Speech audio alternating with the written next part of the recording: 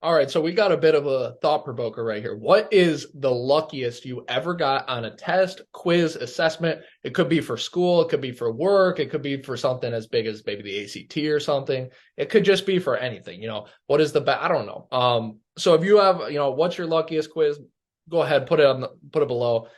I will say there's two for mine. It's hard to pick. There's one for high school and one for college. One time in high school, this was 10th grade. I was in, I think it was like a world history class or something. It was one of those classes, where the teacher would, just give the assignments usually and kind of let you go from there. It wasn't a very test orientated class. It wasn't really like that. You do some projects, you do some assignments. This assignment's due by next week, yada, yada. And you'd operate from that. Those are pretty chill classes. I love those classes.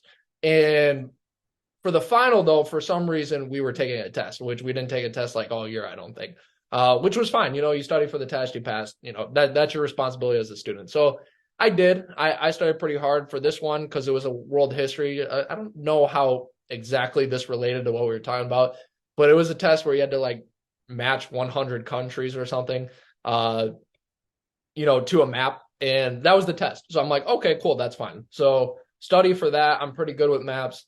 I get to the test. We're at this round table, right? So I guess we were sharing the map, I guess, and then writing down our own individual answers. I don't know. So I was at a table with 5 people, right? And the teacher hands us the test.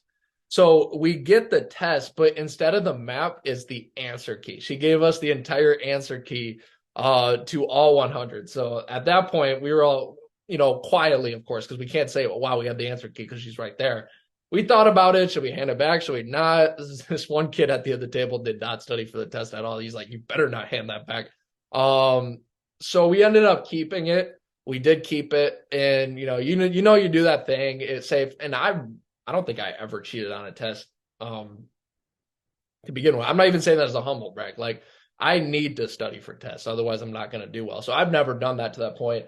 I still don't even call that cheating on my part, really, because she gave us the answer key. And so I was looking through it and I'm like, all right, you know what? Let's just get 3 wrong on accident. So it looks a little real. So that's what happened with that. That's not our fault. I will stand by that. That is not our fault. That is the teacher's fault, but I really appreciate her for doing that. So anyways, in college was the other one. It's a pretty close one. Sophomore chemistry. If you've ever taken like a college physics or chemistry, these classes can get tough.